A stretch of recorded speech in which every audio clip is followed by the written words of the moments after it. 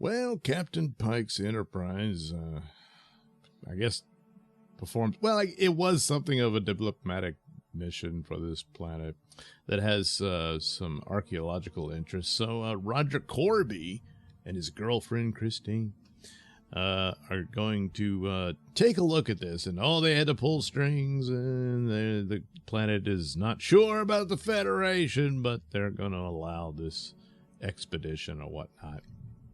Now, for the most part, space archaeology, like Next Generation, did a lot more of that, I think, than the original. The original had some of it, but it is an interesting thing, in that you stumble into something, especially in a sci-fi setting, where it's an old, lost, forgotten civilization that was a space age civilization. So you're coming into technology that can do this or that, and it always becomes a cool thing for plot and whatnot. And of course, again, Next Generation did this quite a bit. STD ended up ripping that off completely and turning it into something stupid. This is similar to that, just not so outlandish, and they nicely do it in one episode. That's the nice part. It's all in one episode and all that. Although it appears to be connected to future episodes and other things. So Pike's girlfriend is recovering despite her DNA now merged with the Gorn. So far, she still looks like she always did.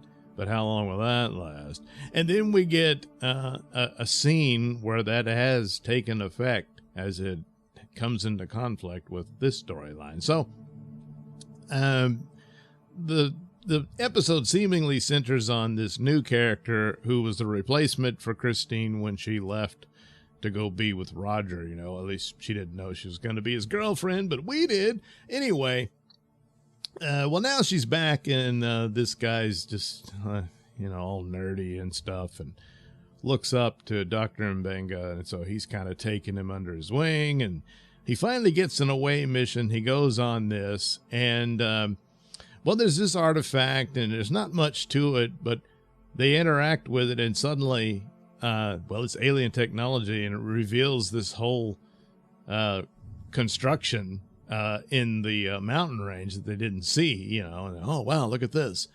And they go to it, and they're able to decipher the message of how to access the door. It requires a blood sample. And they said, this refers to blood magic. Okay, but it's a technological thing of some sort. So Christine decides to volunteer, so it opens the door, they go in, and, weird things happen. It's advanced technology from long ago, and it's a pan-dimensional construction, so it can shift you through time and different dimensions and stuff like that, and is seemingly a trap. They never really, they just say that it turns out it's some sort of prison, and I guess that's true, even though you didn't quite nail down everything. It leaves it kind of open, I suppose. I don't think that was their intention, but and so that's the deal. The new nurse, he has an accident, or was it? This thing explodes in his face and burns his eyes out. Oh boy, it's brutal. But don't worry, it turns out they have the technology to regenerate your eyes. I know. Wait a minute. Next Generation, Geordi had to wear those weird goggles, or whatever you call it, or visor, I guess. Why didn't they just regenerate his eyes? Well, this is an alternate timeline. So the criticism doesn't really apply, except, hey, how come they're so more advanced than, it doesn't explain everything. It doesn't explain how Scotty can be younger than Captain Kirk, and so on and so forth. Yeah, it's stupid. Chapel meets and has an affair with Spock long before they meet and all that. Yeah, it's ridiculous. But whatever, you toss it aside for that little reality here. So, but yes, but there's a problem. See, that's not the problem. Like it's some new, brand new, never before tested procedure. Let's see if we can regenerate his eyes. No, they just like, well, that's what happens if you get your eyes blown out. And I don't mean like his optic nerve was damaged or something like. No, his eyeballs are gone.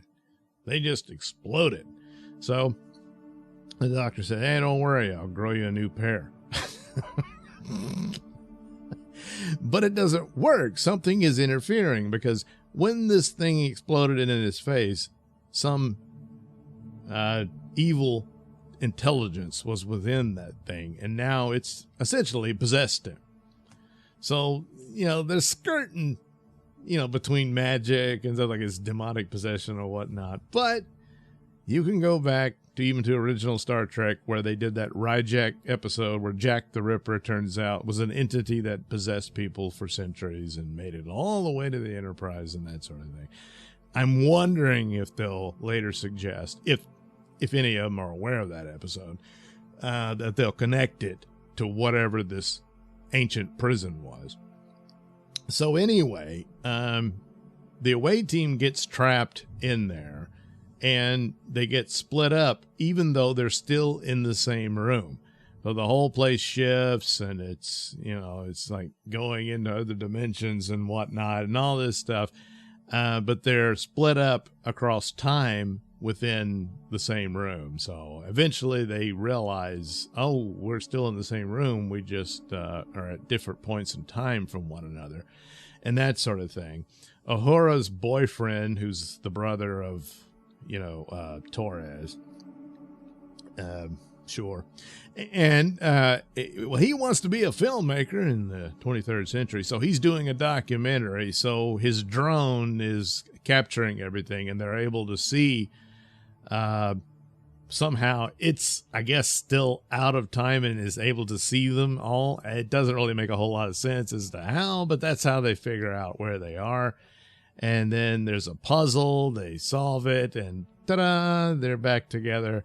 And Christine's the only one who can open the door to take them back home, and she does. Meanwhile, so that's the deal on that. The young nurse, a guy who's possessed, well, Pike's girlfriend walks into sick bay, and as soon as she sees him, she starts growling and stuff, and the two of them go at it and start fighting.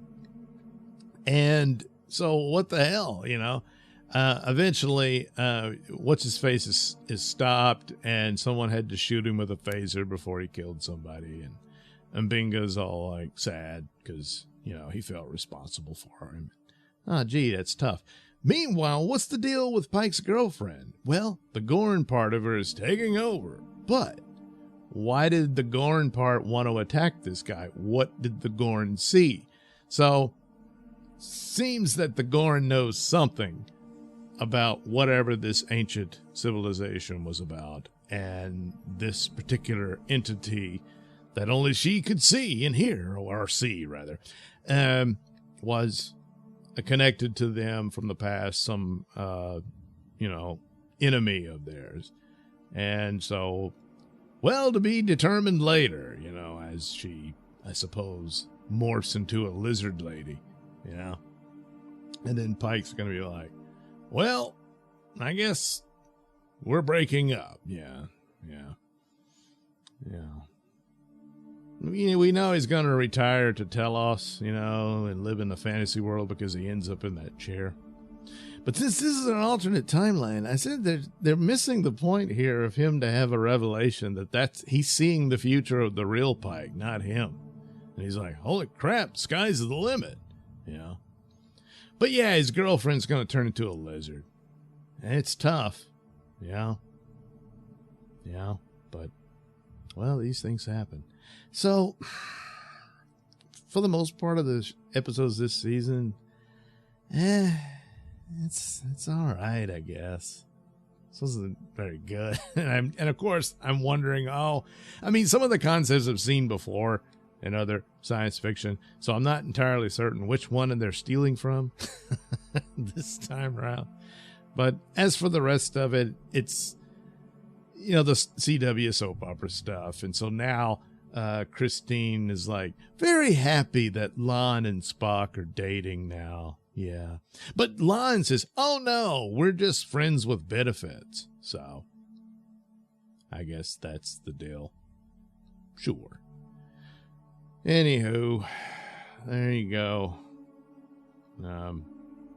And why is it called Through the Lens of Time? Because through the lens, you could see they were different time. Although their communicators still worked, and I guess because they were attuned to each other, so it didn't matter that they were shifted, I don't know, however, hours, years, I guess, between one another in that room. I don't know. Whatever, don't think too hard about it, because they didn't. Why should you? So, there you go. Through the Lens of Time.